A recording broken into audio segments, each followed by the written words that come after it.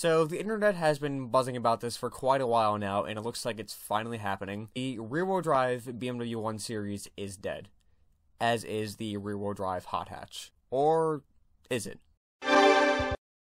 If you've been paying attention to Car Throttle or Jalopnik or really any major automotive publication lately, you'll know that BMW is ending production of the rear-wheel drive 1 Series in favor of a front-wheel drive layout.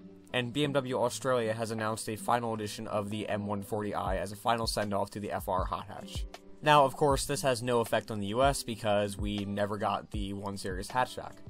But honestly, the 1 Series is one of those cars where I don't care that it wasn't sold in the US, although I really wish it was. I'm just glad it exists in the modern era because, quite frankly, it really shouldn't. 99.9% of hatchbacks sold today are front-wheel drive 4-cylinders. The 0.1% being the 1 Series is rear-wheel drive and has the option of a straight 6. There hasn't been a rear-wheel drive hatchback for the better part of the last 35 years or so. Honestly, the last rear-wheel drive hot hatch I can think of off the top of my head is the AE86, and as you know, the AE86 has been out of production for quite a while. Now, the US isn't a virgin to the 1 Series. We did get it from 2008 to 2013, just not the hatchback, only the coupe and the convertible. We did get the 1M though, and that was good. That was very good. The 1 Series really wasn't a hot seller in the US though. At max, they were able to move around 13,000 units in 2010, which for a premium automaker, that's not very good. And understandably, it was axed from the market and replaced with the 2 Series. And the 1M was also replaced with the M2. Being that the 1 Series is actually one of the best-selling BMWs in Europe, production continued after 2013, just only in a 3-door hatch or a 5-door hatch. There's no more coupe or convertible available.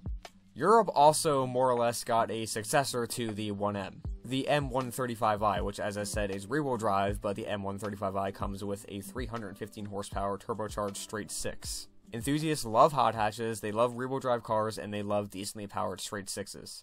So the M135i was all of that just in one convenient package. And as good as the M2 is, the M135i would have really been nice to have over here in the US. Over its production life, the M version of the 1 Series progressively got better and better. In 2015, when they facelifted it, they upped the power to 322 horsepower, and in 2016, when they refreshed the model with the M140i, they replaced the 322 horsepower N55 straight 6 with the 335 horsepower B58. With all that taken into account, it is sad to see this car go because it really does seem like the end of an era for hatchbacks. But maybe not if Alfa Romeo has anything to say about it. I found an article from Car and Driver from a few months ago, and in the article it said that the next Alfa Romeo Giulietta could switch to a rear-wheel drive platform, thus adding one more rear-wheel drive hot hatch to the world.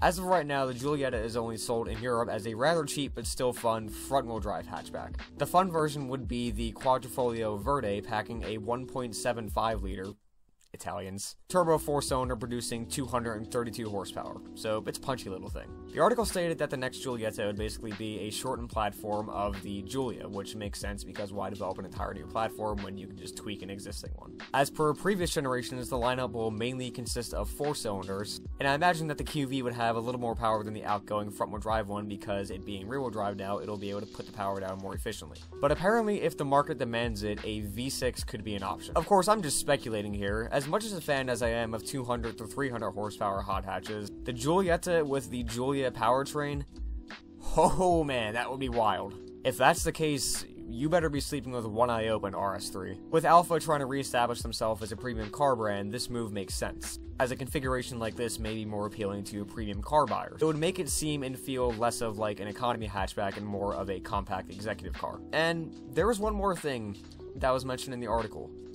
We might get this in the United States. So not only will the rear-wheel drive hot hatch live on, but it'll be living on American soil, which from an enthusiast standpoint would be fantastic. And honestly, with Alfa really trying to get back into the US market, it really wouldn't make sense for them not to bring this car to the United States. The new Giulietta is set to debut sometime this year, no one really knows exactly when, but we wouldn't be seeing a model for the US until 2020 at least. So what do you all think of this? How do you feel about the 1 Series ditching rear-wheel drive in favor of front-wheel drive? And how do you feel about the potential replacement being an Alfa Romeo Giulietta? I think it sounds pretty sick. I'm always down for more hot hatches. Alright, with that all being said, I will be seeing you guys with another video next week. Hopefully.